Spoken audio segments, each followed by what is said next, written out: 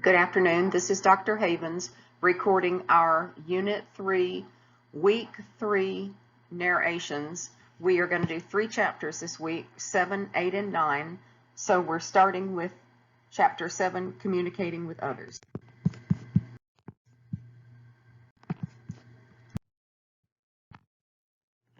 Healthcare professionals, such as registered nurses, need to be able to communicate clearly and effectively with everyone on the team. When we are not able to do this, it can actually put patient safety at risk.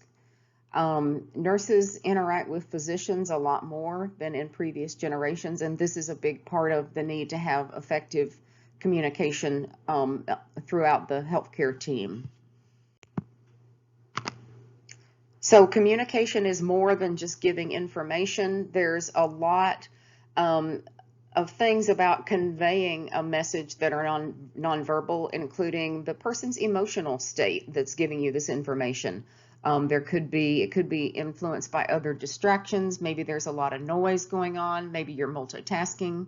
Things like that can affect the quality of our communication, and also the cultural background of the patient or the person speaking can influence the interpretation of their message to you.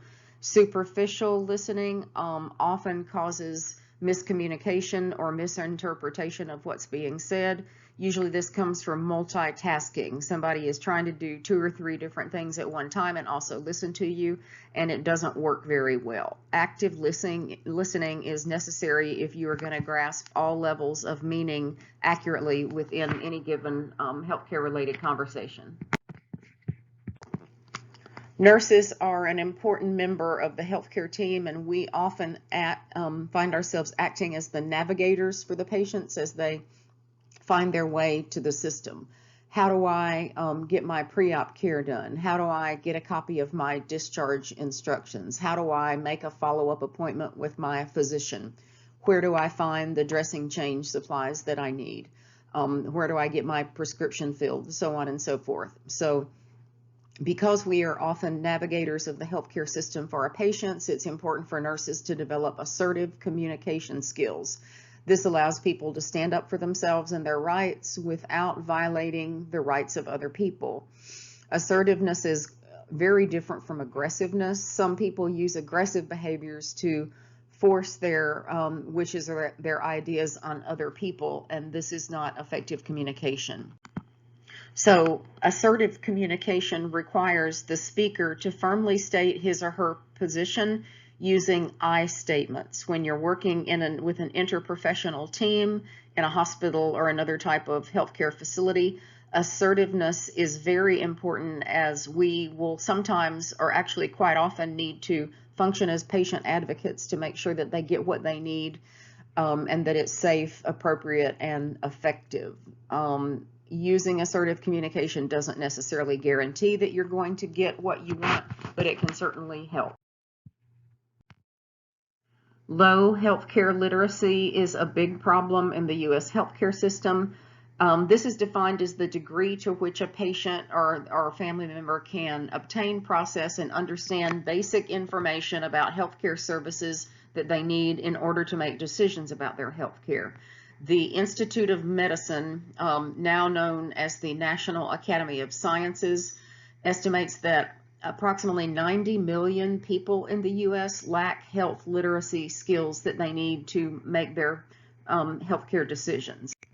So people that don't have healthcare literacy are not going to be able to navigate the system and get medications or other treatments that they need for their condition. So they tend to use healthcare facilities more often, especially the emergency department, and have higher mortality rates than Americans who have high healthcare literacy rate. On the subject of healthcare literacy, most information that you give patients in writing should be written at about the 10th grade level, and try to use regular terminology and less medical terminology as much as possible. Just wanted to throw that in there. Those are 2 very important components of helping our patients achieve healthcare literacy. So cultural diversity is often an issue that creates communication problems in healthcare. Our culture affects our communication in terms of the content that's conveyed, what's understood by the recipient of the information, and what is emphasized.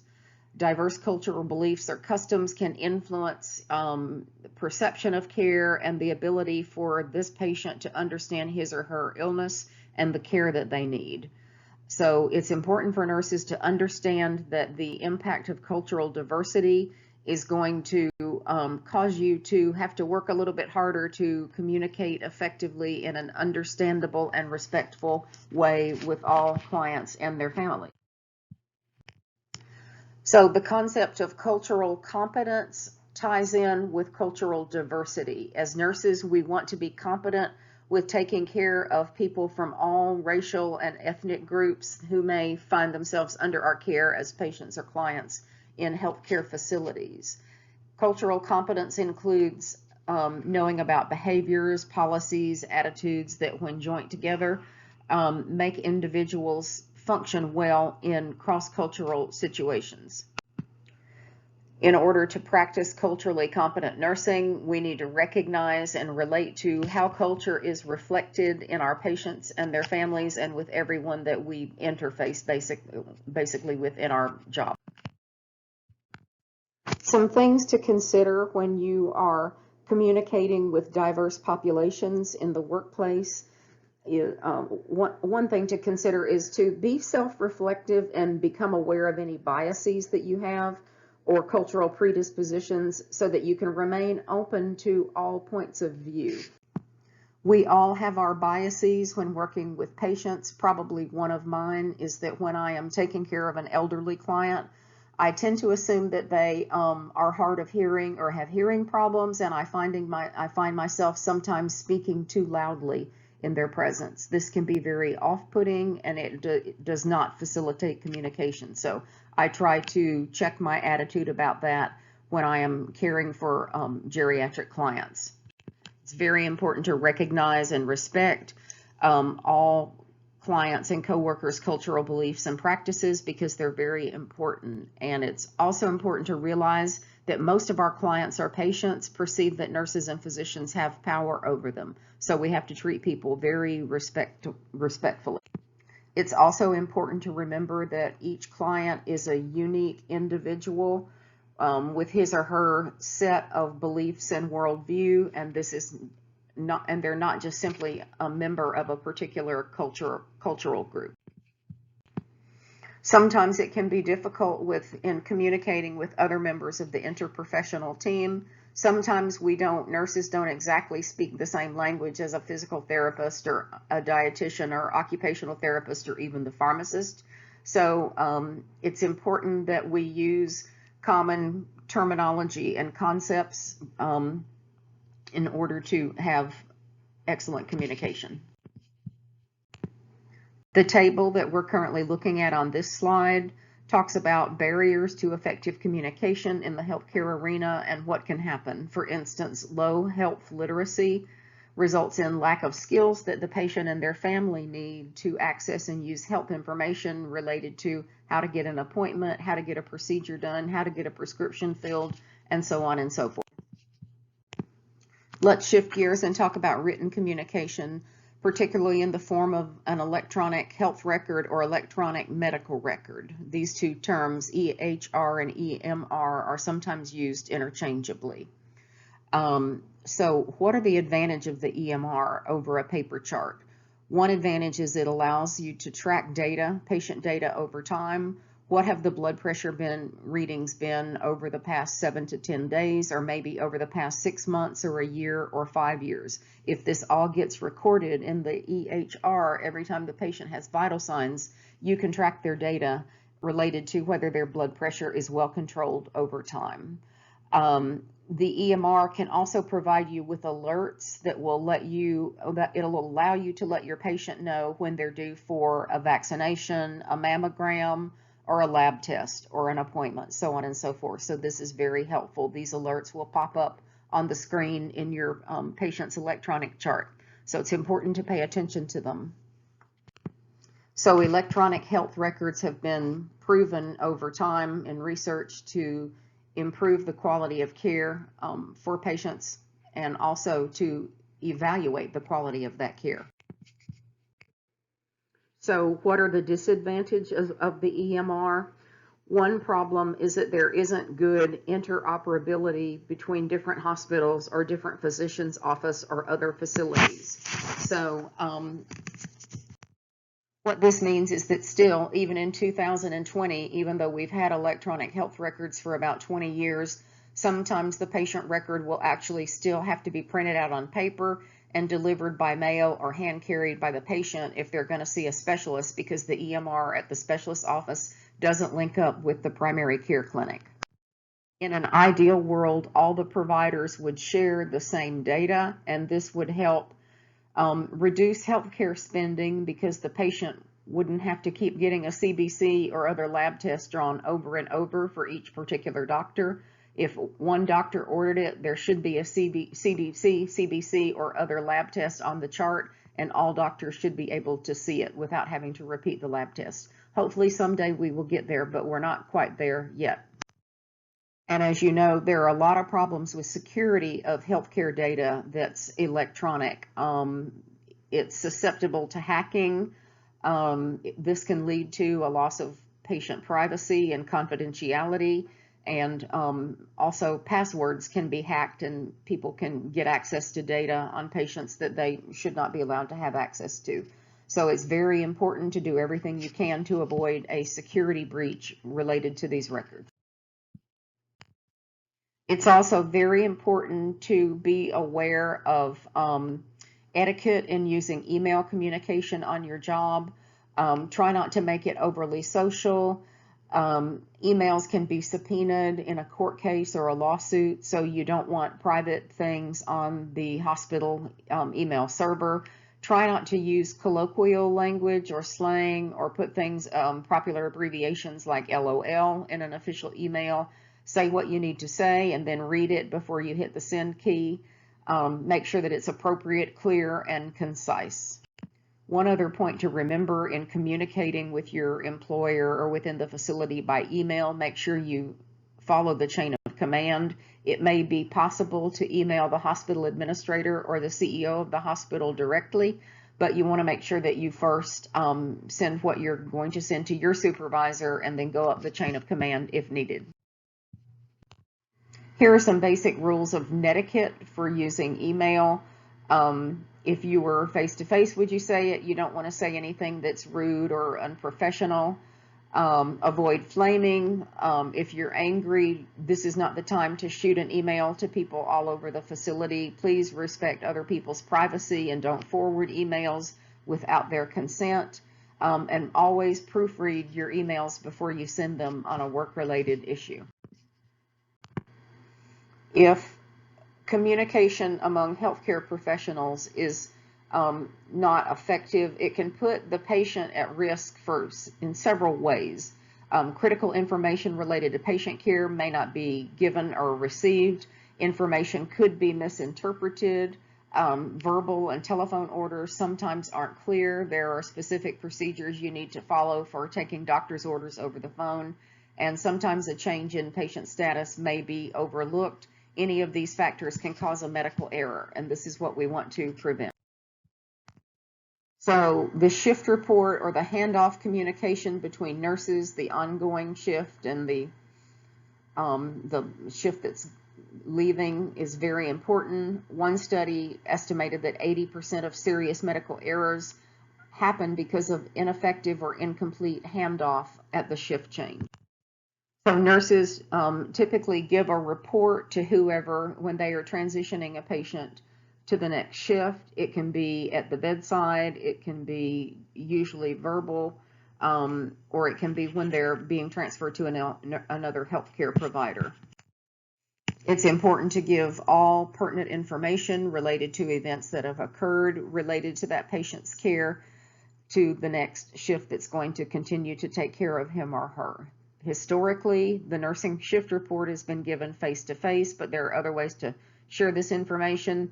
Some healthcare organizations will have you make an audio tape for the next shift. It may be in the form of a computer printout. care summary tabs in the electronic record, and so on and so forth. In 2009, the Joint Commission added managing handoff communications as one of its national patient safety goals. So shift report is very important. It should be organized and complete with all the necessary relevant details so that both the sender and the receiver of the report know what is needed for patient care. One way that some nursing units do this is by actual walking rounds at the bedside. This can be very effective because a picture is worth 1,000 words, and if you're talking about the patient that is in the bed, it may trigger other questions or requests for additional information, and this can be beneficial. Ideally, in your change of shift report or your handoff communication, you want to identify the name of the patient, including the room and bed number, include the patient's diagnosis, include that if they left the unit for a surgical procedure or diagnostic test, it's important to know for the incoming shift that the patient is currently off the unit. Make sure that you report the treatment plan as well as the goals. Any new orders that were received during the shift regarding new medications or new treatments are also very important to pass along. Make sure you document patient responses to current treatments. Are they doing well? Have they not improved? Have they had any adverse reactions? Is the treatment plan working? And so on and so forth. It is inappropriate to include personal value judgments or opinions about a patient. This isn't information that should be shared with the oncoming shift. They don't need to know any editorial comments, basically just the facts.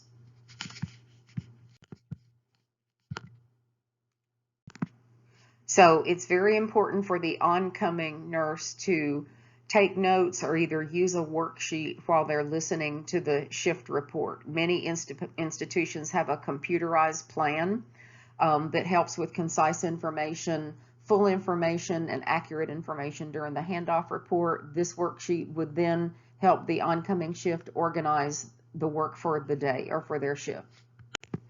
The specific information to be included in the report should have the patient status. Are they stable? What medications are they on? Any diagnostic tests they've had or any treatments? And anything like a priority intervention that's happened on your shift should also be reported to the next shift. As we said before, a lot of times this is done on walking rounds or at the bedside, and you can use a computer on wheels or a cow to help do part of your shift report to explain the patient's current situation as you stand at the bedside. Reporting skills improve with practice. As a new graduate, you may not get it perfect the first time, but over time you will remember what's important to put in the report and what details you need to leave out. As we've said before, identify the patient's name, the room number and bed number, their age, gender, and who is their healthcare provider, usually their physician. So just a few words about communicating with the provider, which is usually the physician or either a physician assistant or nurse practitioner. It's important to have all of the information you need ready and by the phone when you make a call to the provider. For instance, if the patient is febrile and you need to get an order for Tylenol, when you get on the phone, make sure that you have the patient's exact temperature and also any relevant labs, as well as medication allergies and that kind of stuff, so you can be prepared to answer all of the provider's questions so that they can make a decision and better help your patient. Whenever you call the provider, this should be documented in the electronic medical record, and also document that the time they got back to you. If you don't hear back from them, document that as well, and also include what you did to go through your chain of command to make sure that treatment was obtained for your patient. There are 4 types of orders that you'll receive from the provider. These are written, telephone, faxed, and electronic. In an ideal world, orders should be countersigned by a physician or the advanced practice nurse before implementing them if you received orders from a medical student who is not yet licensed. So teams and teamwork are very important in healthcare. Nursing is referred to by our textbook as a team sport. So nursing brings together a mix of skills and talents that we need to reach a common goal, which is patient-centered, high-quality healthcare. Cuson defines teamwork as the ability to work effectively within nursing and interprofessional teams, fostering open communication, mutual respect, and shared decision-making to achieve high-quality patient care. So if nursing is a team sport, then you need to know the qualities of being an effective team player. Dependability, constructive communication, active listening, active participation, sharing your time and talents, sharing information openly and willingly, being supportive and offering assistance to people. Flexibility is also a very important part of teamwork. Don't be rigid about changes of plans that need to happen. Exhibiting loyalty to your team is important, as well as having good problem-solving skills and treating others in a courteous, respectful, and considerate manner at all times. Research over time has shown that the quality of patient care is improved when team members collaborate. Two minds are always better than one. So we want to always strive to work together with other groups of healthcare professionals to improve patient care, and an integrated and dedicated approach to form a collaborative interprofessional team is the best way to deliver high-quality patient care.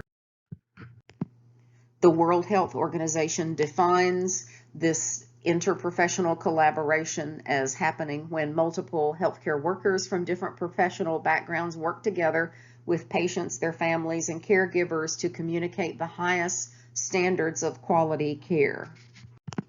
Members of the interprofessional team, as we said previously, including physicians, nurses, pharmacists, dietitians, therapists, and so on and so forth, are very important in achieving a common goal, which is quality outcomes.